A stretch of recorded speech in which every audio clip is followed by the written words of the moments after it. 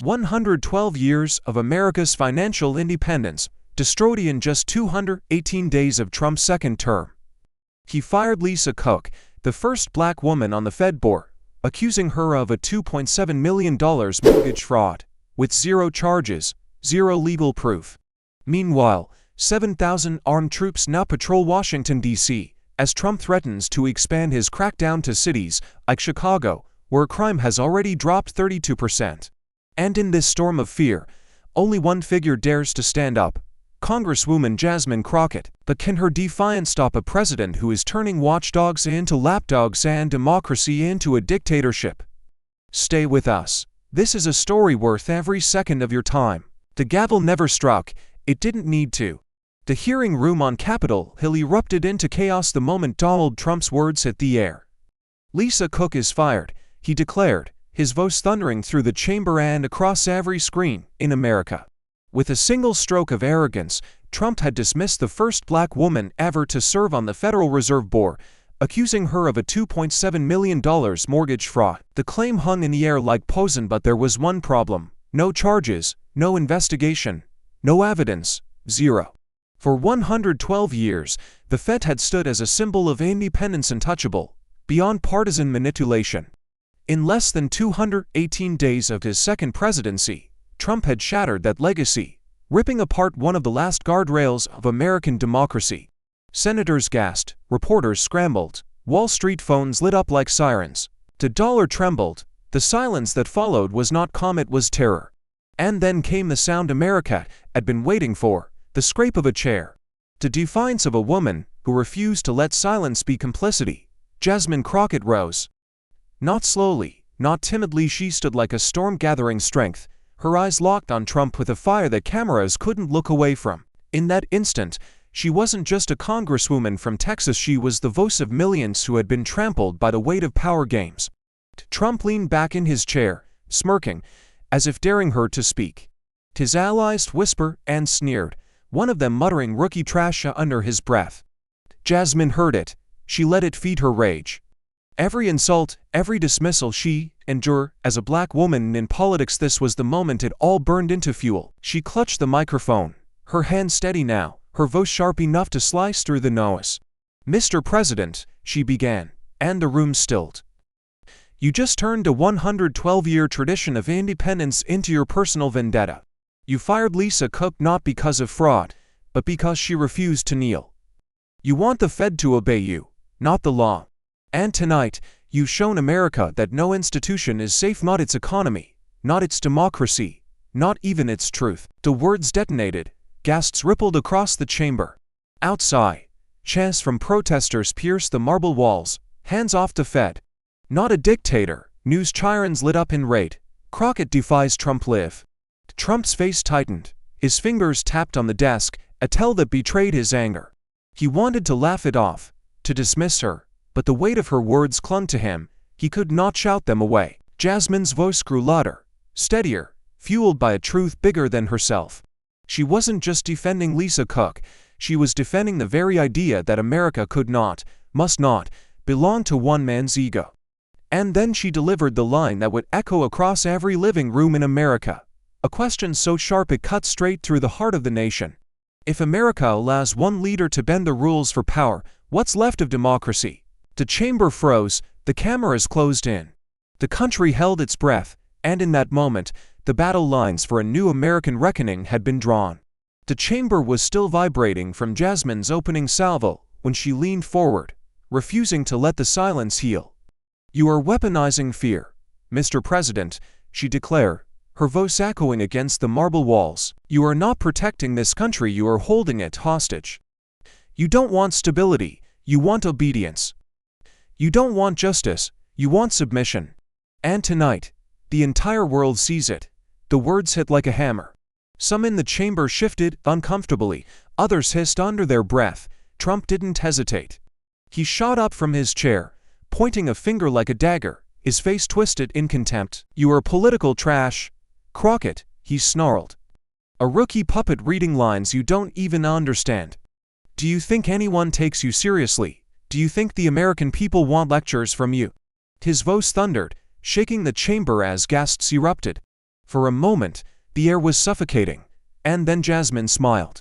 Not a smile of mockery, but of defiance, the kind of smile that told the country she would not be broken. Cameras zoomed in, catching the faint glimmer of fire in her eyes, transmitting it to millions of homes.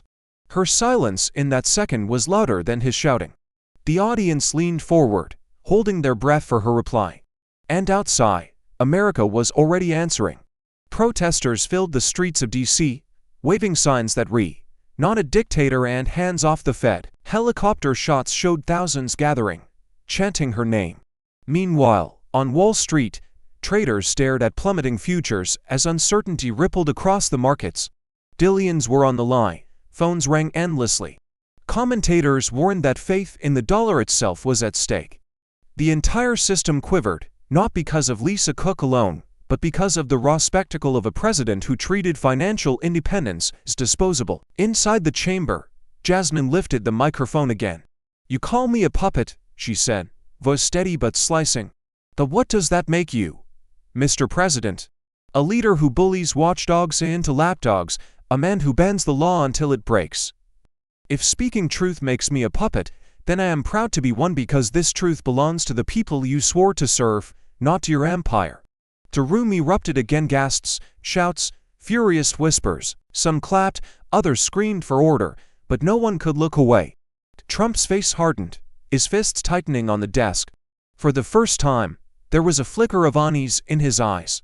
He had insulted countless opponents before, but Jasmine was different. She was unflinching, unyielding, and amplified by the raw outrage of a nation. The camera cut between his clenched jaw and her unbreakable stare.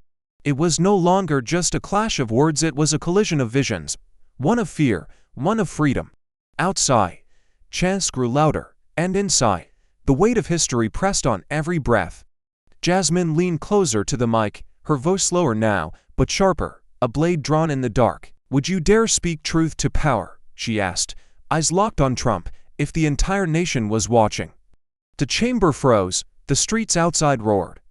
And for a single, electrifying heartbeat, it felt as if all of America was waiting for the answer. The chamber had not yet recovered from Jasmine's defiant question when she struck again, this time not with words alone but with numbers so staggering they seemed to split the air in half.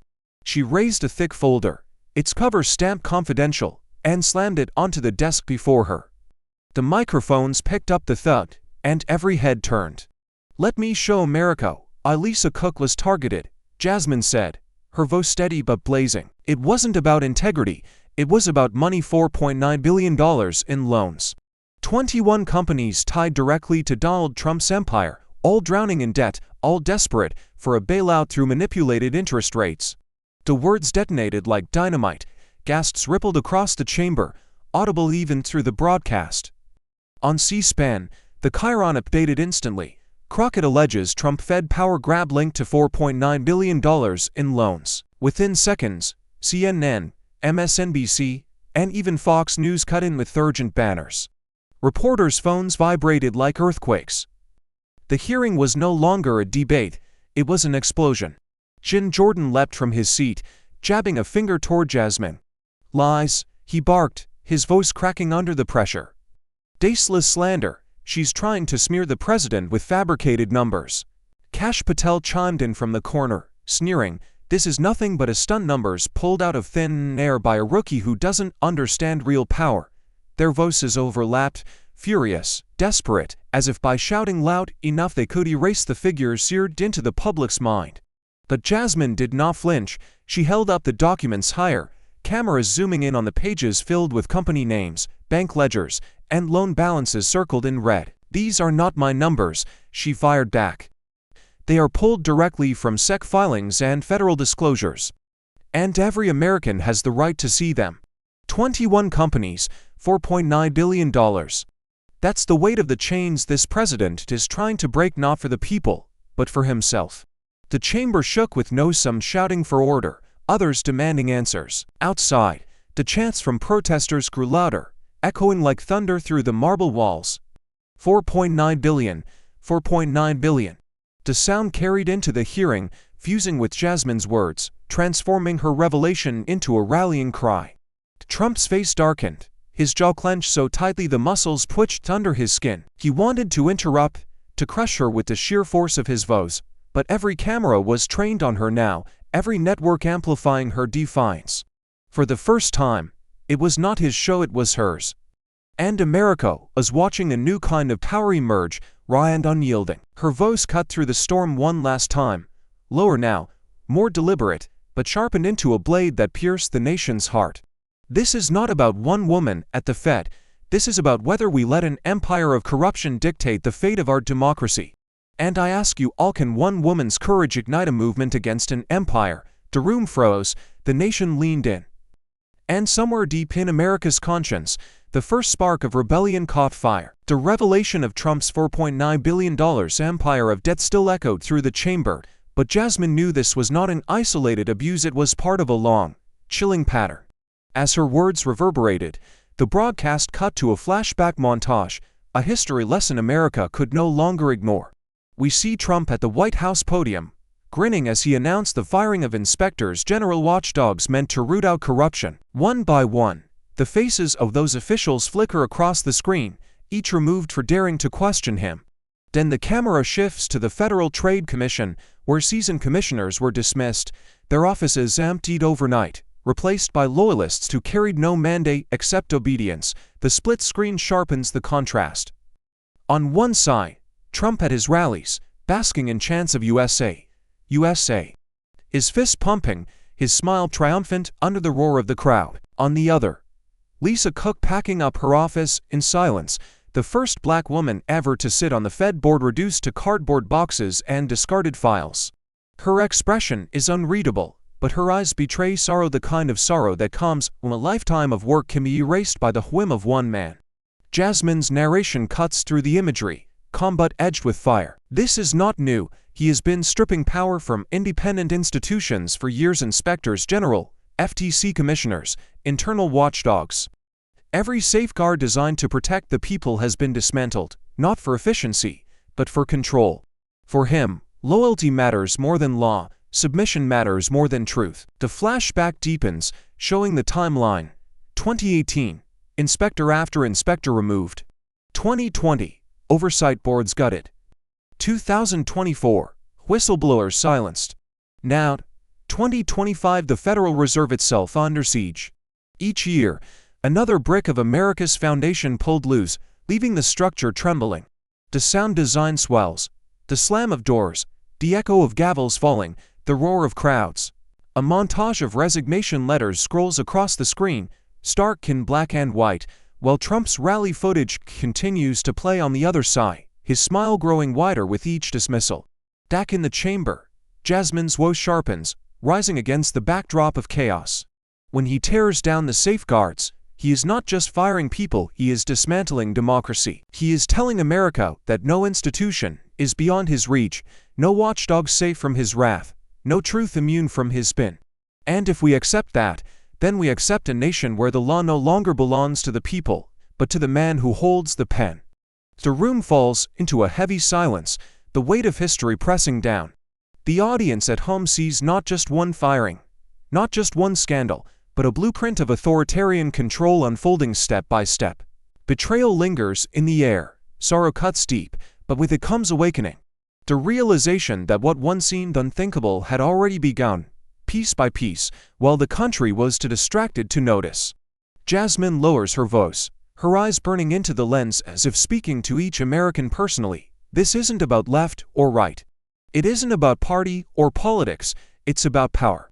And tonight, every American must ask themselves how much power is too much for one man. The chamber holds its breath, the screens go black for a heartbeat.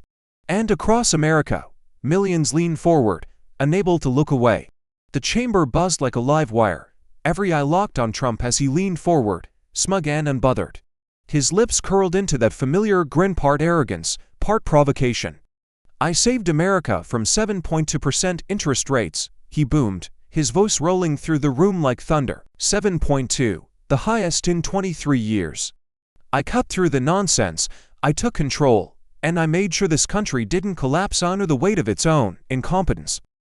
You should be thanking me, not attacking me." He spread his arms wide, basking in the moment, his gaze daring anyone to challenge him.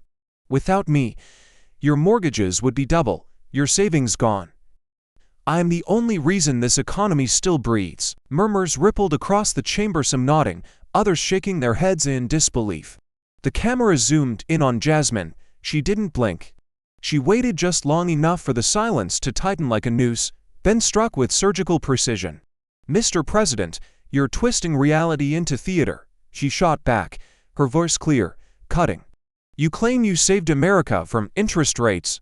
What you saved was your own empire, your 21 companies drowning in $4.9 billion of debt. And now you want to militarize our streets to scare this nation into silence." She raised a sheet of paper, numbers highlighted in red. "Chicago's murder rate dropped 32% in the past year without a single one of your soldiers on its streets.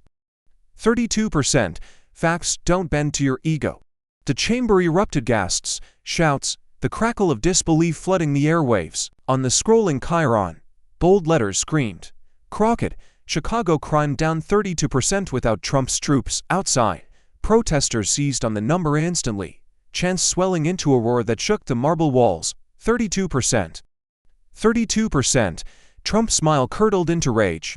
His face flushed crimson as he slammed a fist against the desk, the sound echoing like a gunshot. "Don't lecture me about facts," he roared, his voice cracking with fury. "I'll march soldiers into any city I want, Chicago, Baltimore, Detroit, you name it. If I say they need help, then they need help. I am the commander-in-chief, and no statistic will stop me." His words spilled out like fire, raw and unchecked.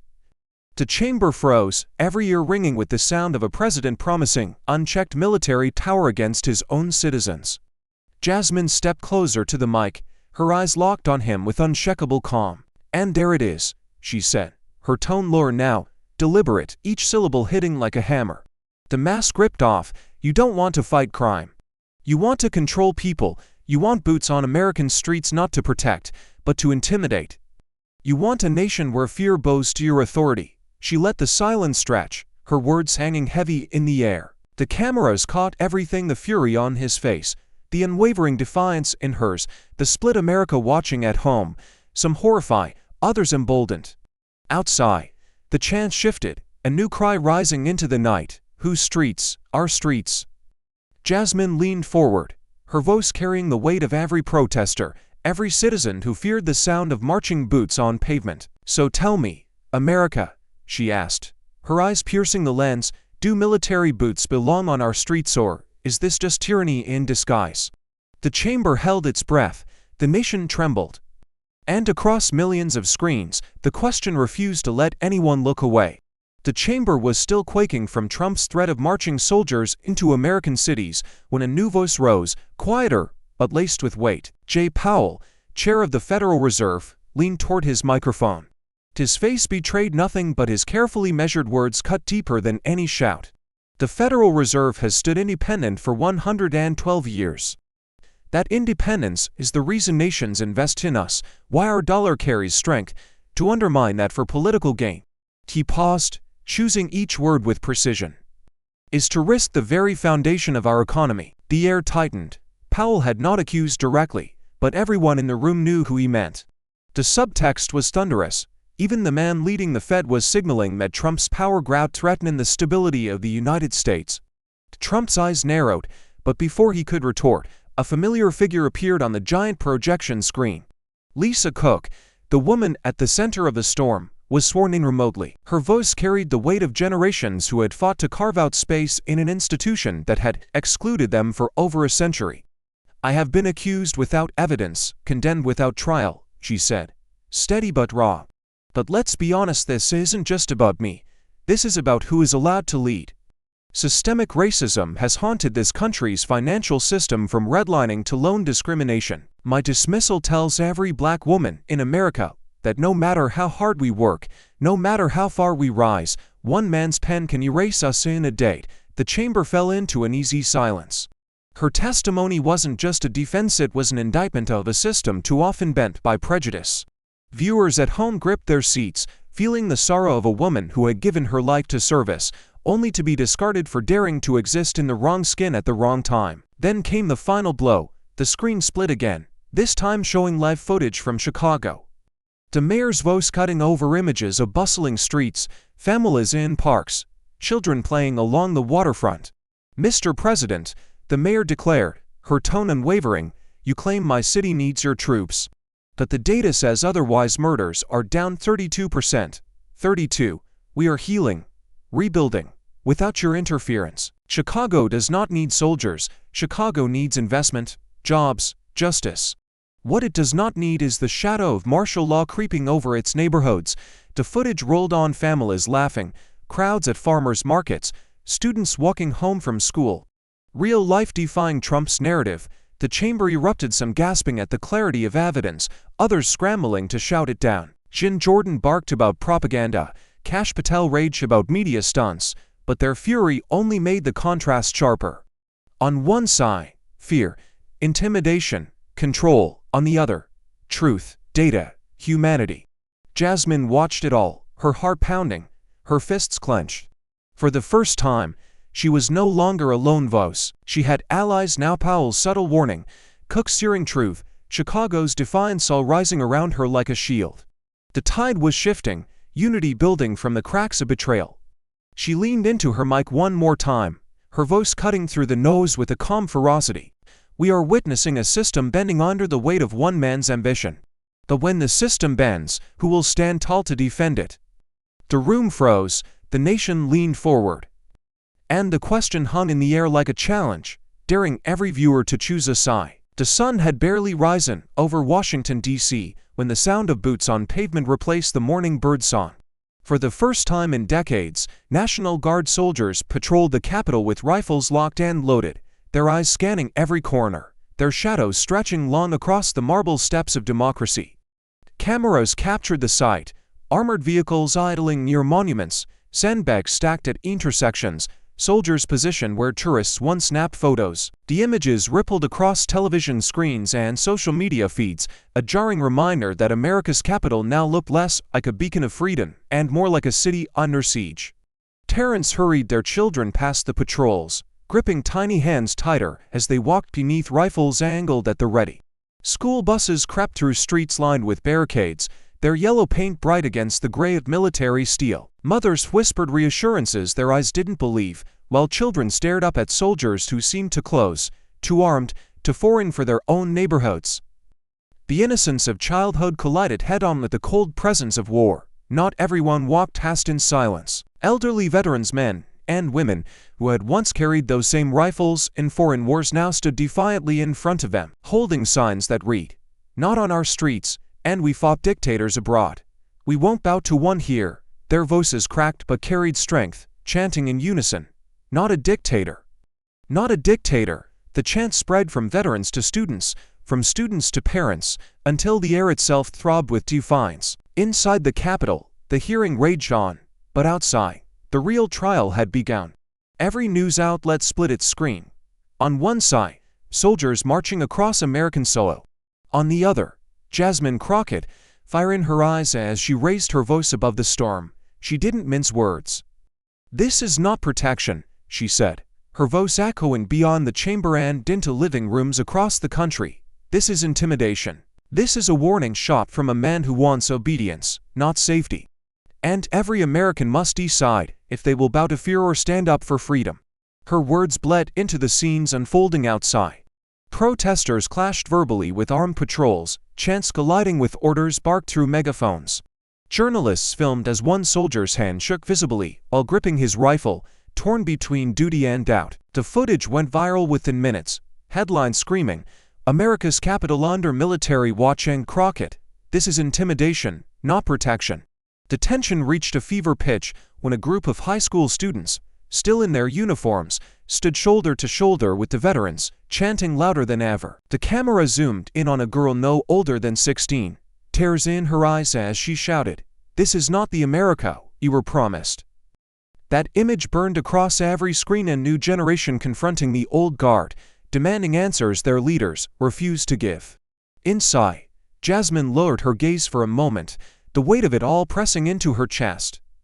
She knew the risks, knew the danger of defiance, but she also knew silence was worse. When she lifted her head again, Her voice cut through the chaos like a blade. So I ask you all, parents, children, veterans, citizens, look outside these walls and tell me, is safety worth surrendering freedom? The chamber froze, the chants outside roared. And the question seared itself into the conscience of a nation trembling on the edge. The moment Jasmine's voice thundered across the chamber, the microphones caught every syllable, and the line that would set the internet on fire was born.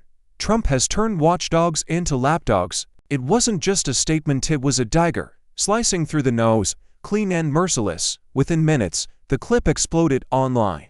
TikTok feeds lit up as creators stitched her words over images of guard dogs rolling over, captions flashing from watchdogs to lapdogs. On Instagram Reels, her voice echoed over dramatic edits of Trump's firings, set to pounding music. Cable networks seized it instantly, MSNBC playing it on loop, Fox News spitting it out with fury, CNN plastering it in bold. Crockett strikes, watchdogs to lapdogs. The internet fractured in real time. On Twitter, hashtags battled for dominance, hashtag stand with Jasmine trending alongside hashtag clown congresswoman. Thousands of comments flooded in, some declaring her the new voice of democracy, others sneering that she was grandstanding for clicks. Memes went viral, Trump's face pasted onto a barking chihuahua. Jasmine edited into superhero posters with the caption, "The watchdog of democracy." The digital battlefield became as electric as the chamber itself. Trump, never one to ignore a fight, fired back on his Truth Social account. His post shot across the networks like a flare. Jasmine who? A clown in Congress, weak, sad, totally over her head. He attached a doctored image of her with a clown nose, the word puppet scrawled across it in red. The insult was predictable, but it only poured gasoline on the fire. Screenshots of his post were shared millions of times, not to diminish her, but to amplify her defiance. Every insult made her line ring louder. Back inside the Capitol, Jasmine sat in silence for a rare moment, watching her phone screen glow with the storm she had unleashed. A staffer whisper, updates, millions of views, mainstream headlines, even celebrities weighing in. One Hollywood actor tweeted, "Finally someone with guts."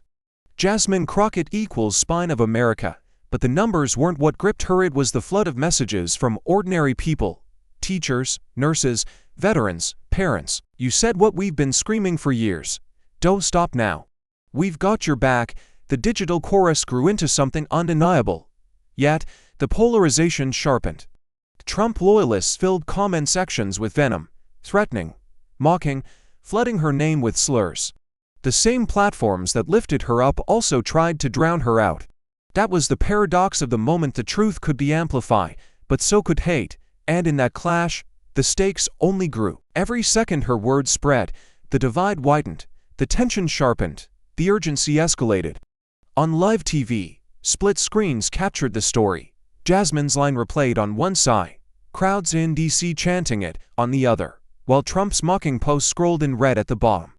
America wasn't just watching a debate, they were choosing sides in real time, one viral clip at a time. Chamber and millions more through their phones. Her voice steadied, her tone deliberate, aware of the battlefield she had stepped into. You can mock me, you can smear me, but you cannot silence me. Because this isn't about me, it's about the truth you're afraid of. The chamber pulsed with tension. Outside, chants echoed. Online, the clip kept climbing, spreading like wildfire across a fractured nation. And the question pressed down on everyone, from protesters in the streets to families glued to their screens: can social media amplify truth or just spread division? The night descended on Washington not with calm but with fire. By dusk, tens of thousands filled the streets, their chants shaking the monuments that once stood as symbols of unshakable stability. Not a dictator, hands off the Fed. The words rose like thunder, rolling from block to block until the entire city vibrated with defiance. At the same moment, hundreds of miles away in Chicago, the streets pulsed with the same fury: families, workers, students pouring out with placards lifted high, chanting 32%, as proof that their city's truth had been twisted into propaganda. Two cities, one voice, united against the shadow stretching from the White House. The clash came swiftly. Riot police in black armor advanced in lines, shields raised, batons ready, the hiss of tear gas canisters slicing through the night. Cameras caught it all: peaceful marchers holding candles, shoved back by shields, their flames extinguished in the chaos. A mother cradled her crying child as gas stung their eyes. An elderly man fell to the pavement, his sign reading "We fought Hitler, not for this trampled underboots." The crowd roared with both fury and fear, their chants breaking into coughs, their defiance clashing against force. Amid the storm, Jasmine Crockett emerged from the Capitol steps. No longer behind the microphone, no longer framed by marble walls, she stepped directly into the streets. The cameras pivoted instantly, following her as she pushed through the haze, her suit smeared by smoke, her hair damp from sweat, but her eyes burning with the same fire that had carried her through the hearing. Protesters reached for her, hands grasping, voices crying her name. She took them, one by one, until she stood hand in hand with the people, her figure lit by the glow of burning barricades and flickering street lamps. "This is not how democracy dies," she shouted, her voice breaking through the tear gas and sirens. "We will not meet fear with fear. We fight with truth, not fear." The words echoed, swallowed by the chants, then reborn louder as the crowd took them up, repeating them in unison until the night itself seemed to shake. Truth, not fear, truth, not fear. From Washington to Chicago, the phrase became a drumbeat of resistance. Police lines surged again, shields clashing against protesters who refused to retreat. A young man was dragged away, his sign torn from his hands, but he lifted his fist as they carried him off. A group of nurses locked arms in front of the police line, chanting Jasmine's words. From rooftops, journalists filmed the clash in wide shots that would dominate every headline by morning. The capital of the free world, engulfed in the chaos of its own struggle for freedom. Jasmine's voice cut through again, hoarse but unbroken, carried by speakers and cameras into homes across America. "The question tonight isn't whether you agree with me. It's whether you will stand when your freedom is on the line. Because democracy doesn't die in silence, it dies when good people look away." The crowds roared, the police hesitated, the nation held its breath, staring at a night where the line between protest and revolution blurred. And Jasmine's words left one question burning in the hearts of millions. What would you risk for democracy? The morning after the night of fire, Jasmine Crockett walked into her congressional office to find the walls desecrated. Red spray paint slashed across the glass. Traitor, windows shattered, shards glittering on the carpet like silent warnings. On her desk lay a manila envelope stuffed with photographs of her family, each one marked with a crude black X, an anonymous note scrawled in jagged handwriting read, "One more word and you'll pay in blood." The silence of the empty office was heavier than any crowd she had ever faced. This wasn't just politics anymore. It was war. The threats poured in faster than her staff could track. Phone lines rang nonstop, voicemails filled with snarling voices promising to shut her mouth for good. Emails flooded her inbox, each darker than the last, some with graphic images too vile to describe. Even her home address was leaked, posted online with directions for patriots to visit. Outside her apartment, black SUVs idled to lawn, their tinted windows concealing who watched from inside. Fear pressed against every corner of her life, and still, the president doubled down. At a rally broadcast live, Trump grinned as he stood before a sea of red hats, his words dripping with menace. "Enemies of the state will face consequences," he declared, drawing roars of approval. "We don't let traitors hide behind microphones. We don't let weaklings destroy our country, and anyone standing in my way." He paused for effect, leaning toward the crowd. "Will regret it." His message was unmistakable. Jasmine wasn't just an opponent, she was a target. Back in her office, Jasmine sat in the dim light, her hands trembling as she scrolled through yet another death threat. For the first time in days, she let the fear seep in, her breath catching as the reality pressed down. She thought of her family, of her staff, of every person who had marched beside her in the streets. Was her defiance worth their safety? The weight of that question nearly crushed her. But then her eyes fell on the shattered glass, and instead of weakness, she saw reflection. The reflection of a woman who had already walked into the fire and had not turned back. She clenched her fists, the fear still there but now reshaped into something sharper. Courage was not the absence of fear, it was carrying it like a shield. Slowly, she stood, her voice a whisper to herself but echoing like a vow. "They want me silent, I will not give them silence. They want me broken, I will not break." The cameras caught her later that day leaving her office, the graffiti still visible behind her. She did not cover it. She walked past it deliberately, head held high, her steps measured, her face unflinching. And that image Jasmine Crockett framed against the word traitor, and to shame her burned across every network, transforming intended intimidation into defiance. In living rooms across America, the question no longer felt distant. It was personal, immediate, searing. How far would you go to silence one voice? The office was dim, the blinds drawn tight, the only light a lamp flickering over scattered folders and glowing phone screens filled with threats. Jasmine sat at the head of the table, her team around her, faces pale with exhaustion. The silence between them was thick, broken only by the distant echo of sirens outside. One aide finally spoke, voice low but trembling. "Congresswoman, maybe it's time to step back for your safety, for your family's safety. This isn't just politics anymore." The words hung heavy, unspoken fears made visible, and the weight of them pressed on everyone in the room. Jasmine leaned back, her hands folded, her eyes hollow from sleepless nights.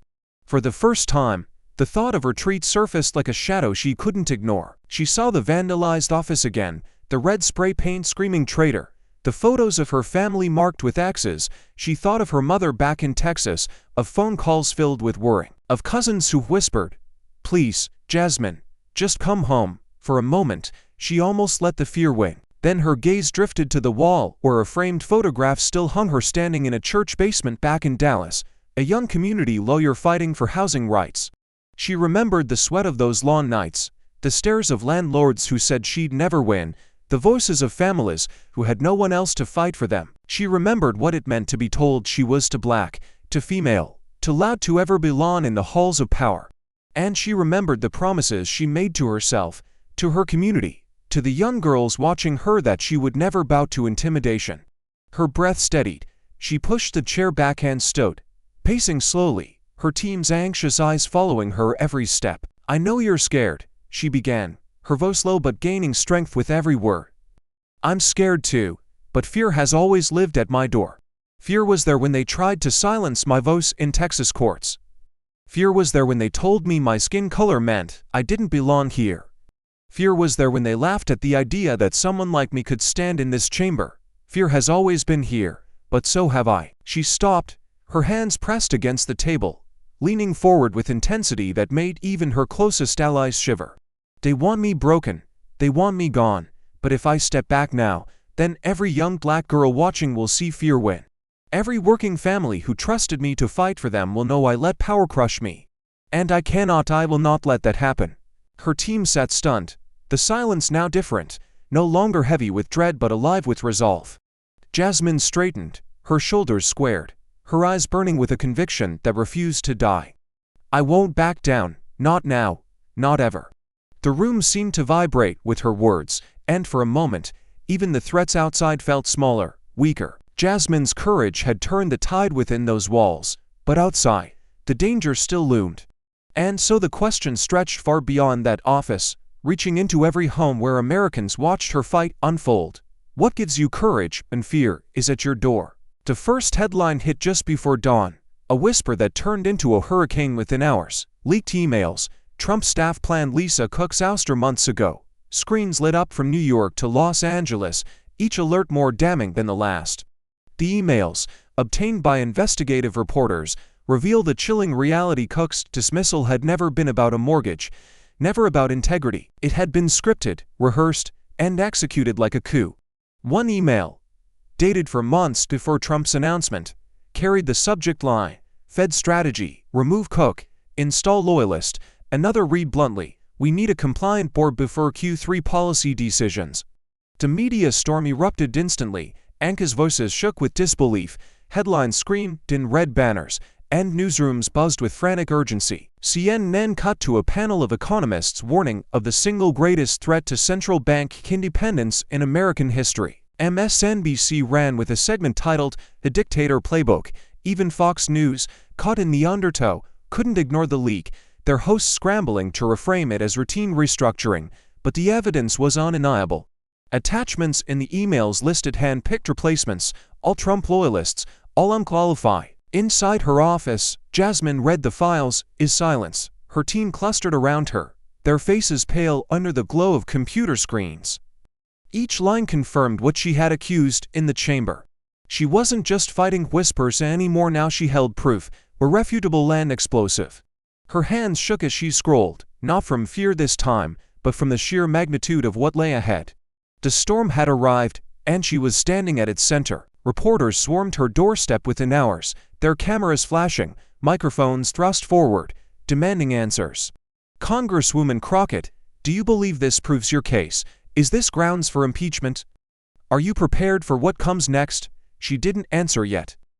Not because she doubted, but because she knew timing was everything. The truth was a weapon and it had to be wielded at the right moment. Across the country, fury ignited. Protesters returned to the streets, waving printouts of the leaked emails, chanting, "We have proof." In Chicago, crowds projected the subject line "Fed strategy, remove Cook" onto skyscrapers in glowing red letters. In Washington, demonstrators camped outside the White House, demanding Trump's resignation. The air crackled with anticipation, as if the entire nation was holding its breath, waiting for the next move. Trump responded in predictable fury. On stage at another rally, his voice roared over the crowd. "Fake emails, fake news, they'll forge anything to take me down." He pounded the podium until his knuckles reddened. But the leak spread faster than his denials, the screenshots impossible to erase, the receipts undeniable. Back in her office, Jasmine stood before her staff, the weight of the nation pressing on her shoulders. "This is bigger than one woman on the Fed," she said, her voice steady, her eyes locked forward. "This is the smoking gun.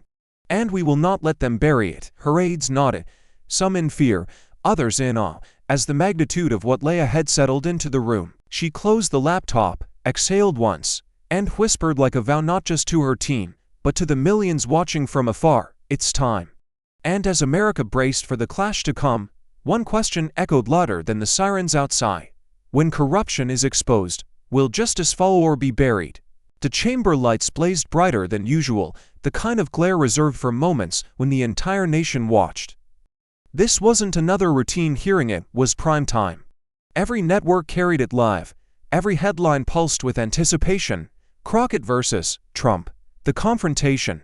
Rows of cameras lined the walls, their red dots blinking like unblinking eyes, and in the center sat Donald J. Trump, defiant, leaning forward in his chair as though the seat itself were a throne. Across from him, Jasmine Crockett, upright and unyielding, her hands clasped before her, her eyes locked onto the man who had turned American democracy into a stage for his vendetta. The chair called for order, but the room was already electric. Trump wasted no time. His voice thundered, shaking the microphones as he leaned in, jabbing a finger toward Jasmine. "I am America's savior," he bellowed, spittle flashing under the lights. "I brought jobs back, I lowered your taxes, I kept your borders safe, and I stopped this country from collapsing under weak leadership. Without me, America is finished. I am the only one standing between this nation and total chaos." His words erupted like fire, and a pocket of his allies burst into applause, pounding desks, shouting his name. But the moment he sat back, Jasmine rose slowly, her composure a striking contrast to his fury. The silence in her pause was sharper than his roar. When she spoke, her voice cut like steel. "You are not America's savior," she declared, every word ringing in the chamber. "You are America's biggest threat. You fired Lisa Cook not to protect this country, but to protect your empire. You militarized our streets not to keep people safe but to keep them silent. You don't stand between us and chaos. You are the chaos." Gasps tore through the chamber. The audience seated in the gallery leaned forward, some clapping despite desperate calls for order. Trump's face tightened, his jaw locked, his knuckles whitening as he gripped the desk. He tried to cut in, but Jasmine pressed harder, her words relentless. "You claim to save America, but every action shows otherwise. You strip independence from institutions. You turn watchdogs into lapdogs. You spread fear to cover your corruption. The only thing you've saved is yourself." Trump shot to his feet, his voice booming over hers. "Lies, all lies. You're nothing but a clown with a microphone." He pointed toward the cameras, voice dripping venom. "The American people know me. They love me. They don't even know who you are." The chamber teetered on collapse, nose drowning in waves of shouts and applause. But Jasmine did not retreat. She stepped closer to her microphone, her voice steady and calm. slicing through the chaos.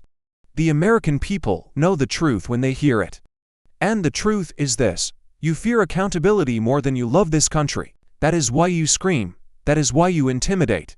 Because deep down, you know the truth will outlast your power. The camera zoomed in, split screens flashing Trump's contorted rage against Jasmine's unflinching resolve.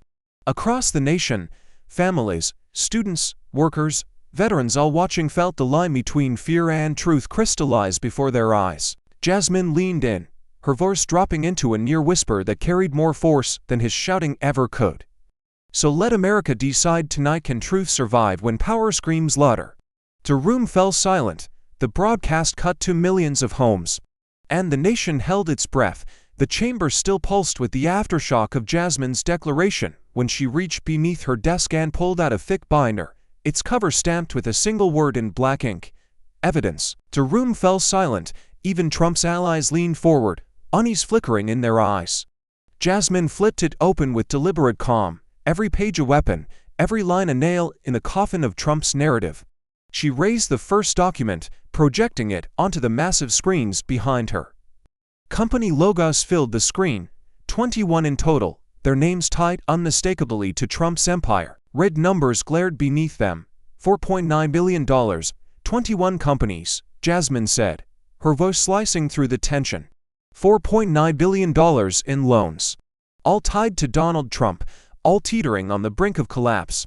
And what better way to save them than to force the Federal Reserve to bend to his will? Gasps shot through the chamber, reporters scribbling furiously, cameras zooming in on the figures. The number alone was a thunderclap: billions at stake, not for the country, but for one man's empire. Trump shifted uncomfortably, his jaw tightening. He muttered under his breath, but the microphone caught it anyway. Fake numbers. His denial rang hollow against the wall of evidence flashing behind him. Jasmine didn't flinch. She turned the page. Now the screen filled with crime data, charts glowing in sharp contrast to Trump's dire warnings. Chicago, she continued, her tone steady but laced with fire. You claimed it was drowning in violence, that you needed to send soldiers into its streets, but the truth tells a different story. In the last year, murders have dropped by 32%. 32. That is not a city collapsing under crime, it is a city healing without your interference. The gallery erupted, some clapping, others gasping, as the chant outside filtered faintly into the chamber. 32%. 32%. Trump slammed a fist on the desk, his face flushing crimson. Lies. Cooked numbers. The media will say anything to protect her. But his voice cracked, betraying a fracture.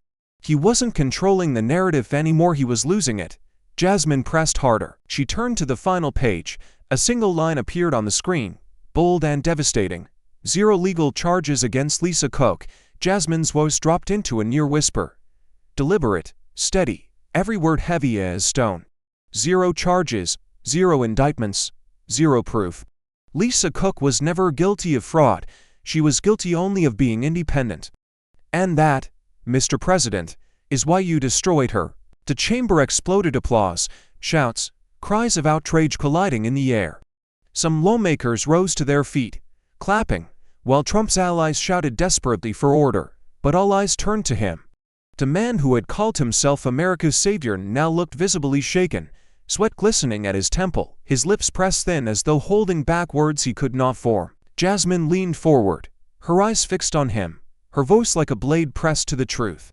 The numbers don't lie. They never have. They never will. The question, America, is this: do cold facts still matter in a heated world? The chamber went silent again, the weight of her words pressing down like judgment itself. And beyond the cameras, millions of viewers held their breath, knowing the answer would define not just this hearing, but the future of their democracy. The chamber was no longer a hearing room, it was an arena, and Trump was losing control of it. His face burned red. His hands trembled with rage as he lurched forward in his chair. Spit flew from his mouth as he shouted over Jasmine's words, his voice cracking into incoherence. Traitor. Fraud. You don't belong here, you're nothing. Nothing.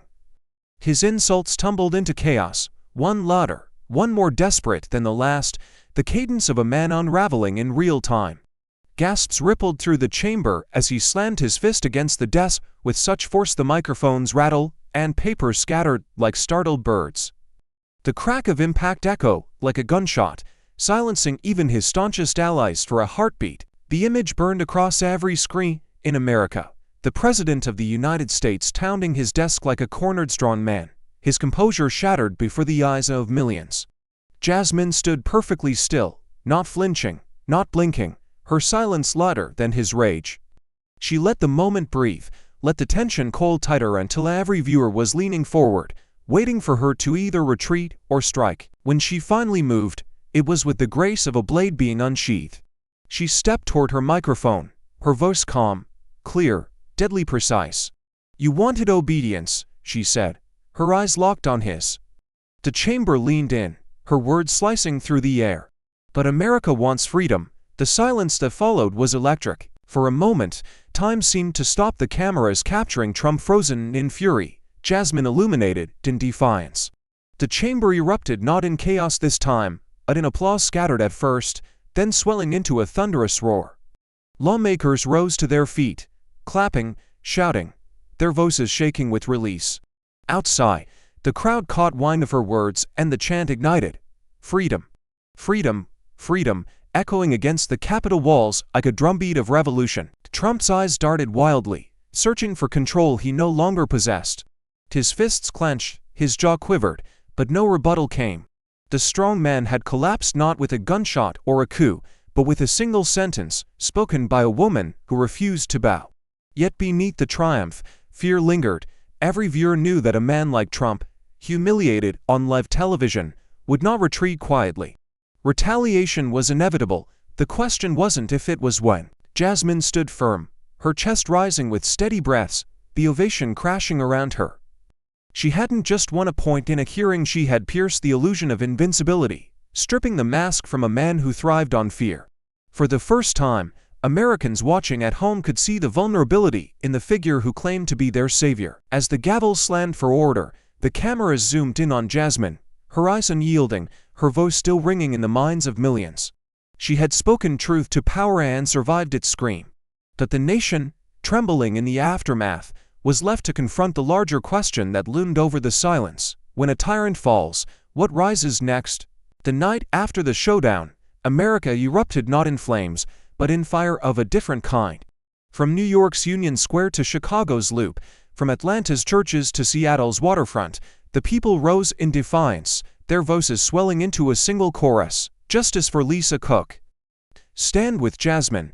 Candles flickered in the dark, glowing like scattered stars across the nation, while chants rolled like thunder through streets, campuses, and parks. In Union Square, thousands pressed shoulder to shoulder, first whispering Jasmine's words and then shouting them with the force of a battle cry. You wanted obedience, but America wants freedom.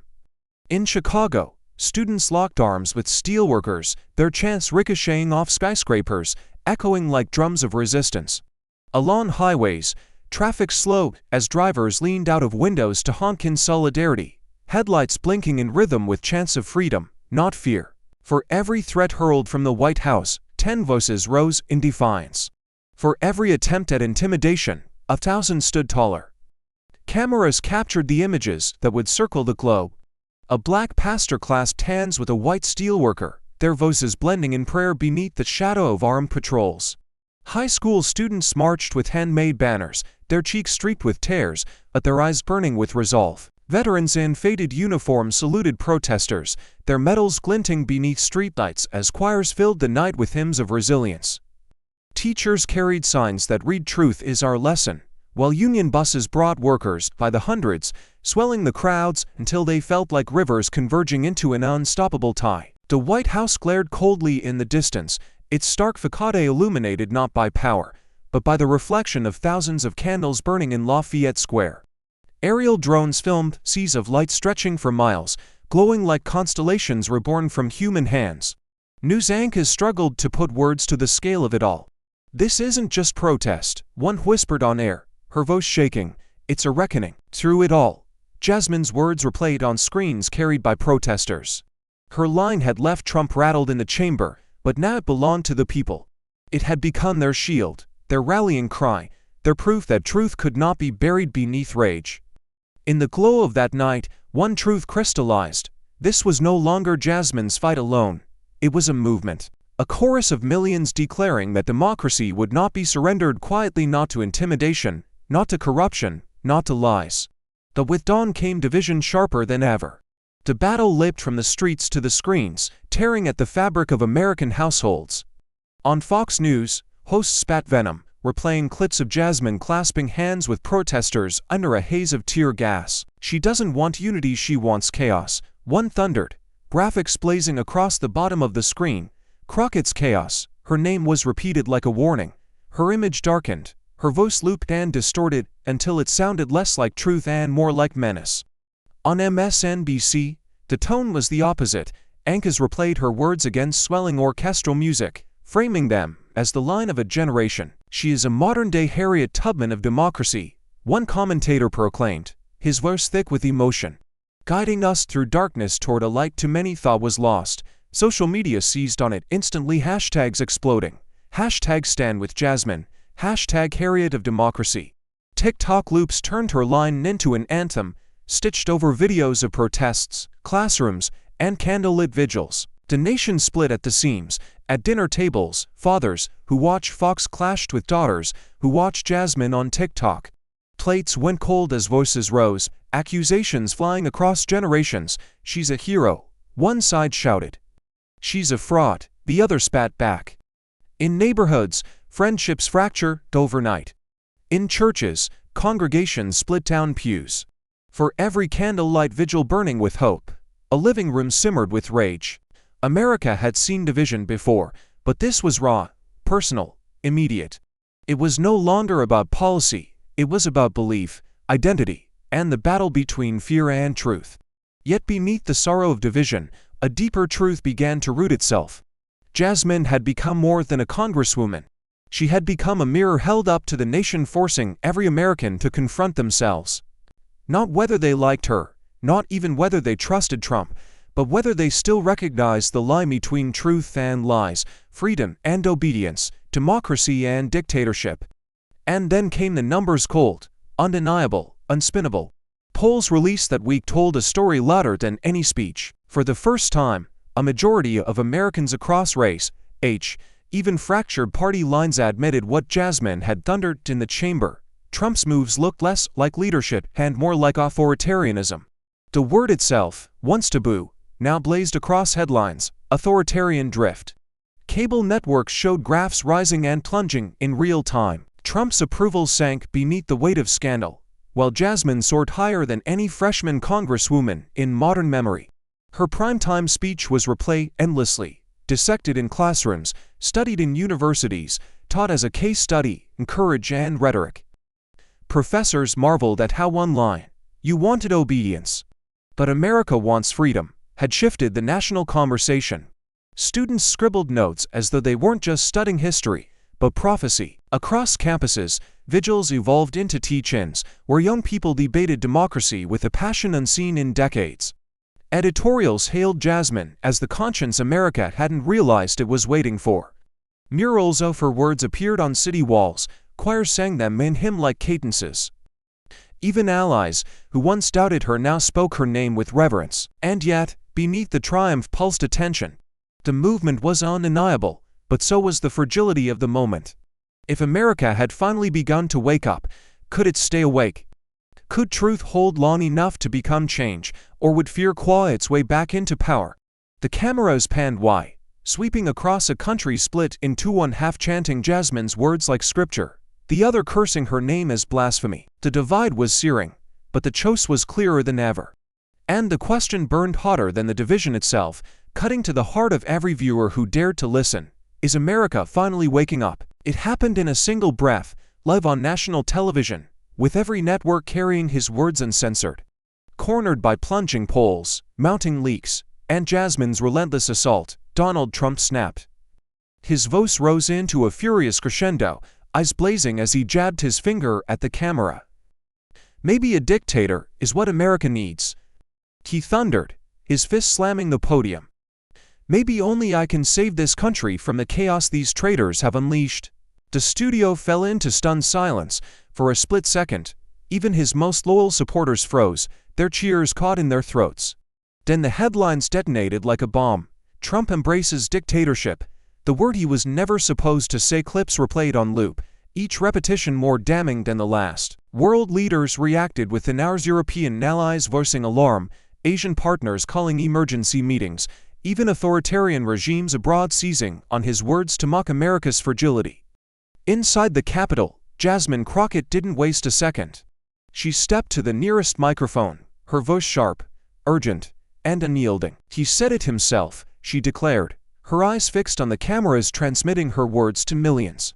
"No spin, no excuse, no denial. Donald Trump just told America he dreams of being a dictator. Now the choice is ours. Do we surrender our freedom to one man's fear, or do we fight to defend the democracy generations before us bled to protect?"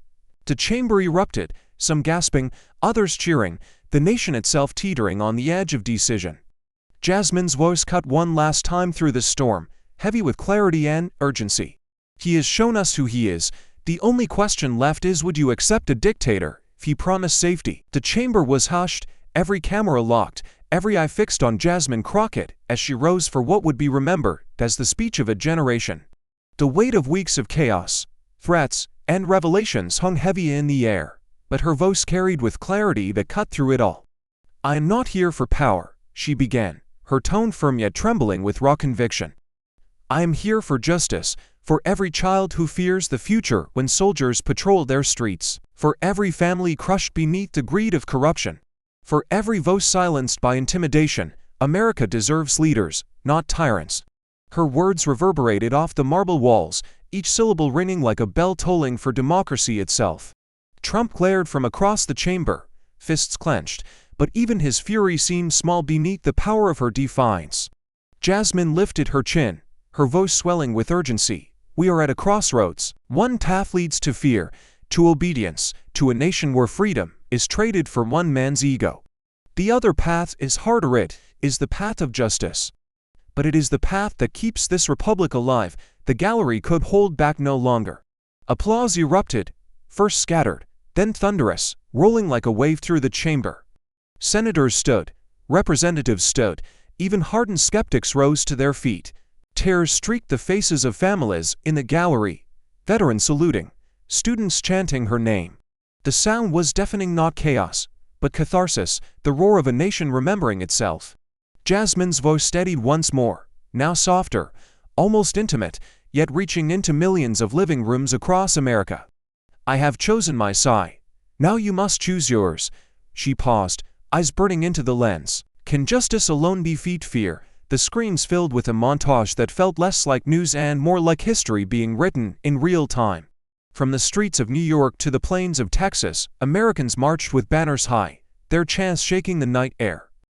Lines wrapped around polling stations as families stood for hours to cast their ballots, parents guiding their children's hands to press the button for a future free from fear. In town halls, churches, and campuses, voices once silenced by cynicism now spoke with conviction, their words weaving a chorus of defiance against tyranny.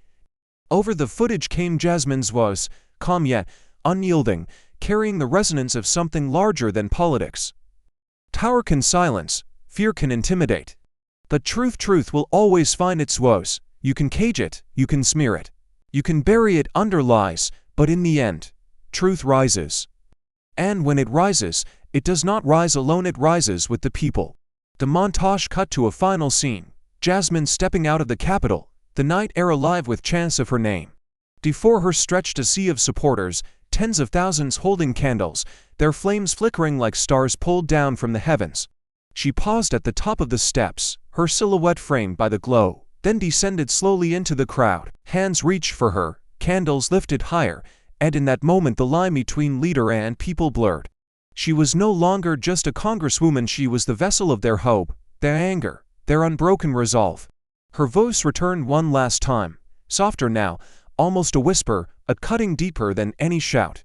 "If you were in my shoes, would you have the courage to stand? Tell us below." True courage is not found in titles or power, but in the decision to stand when silence would be easier.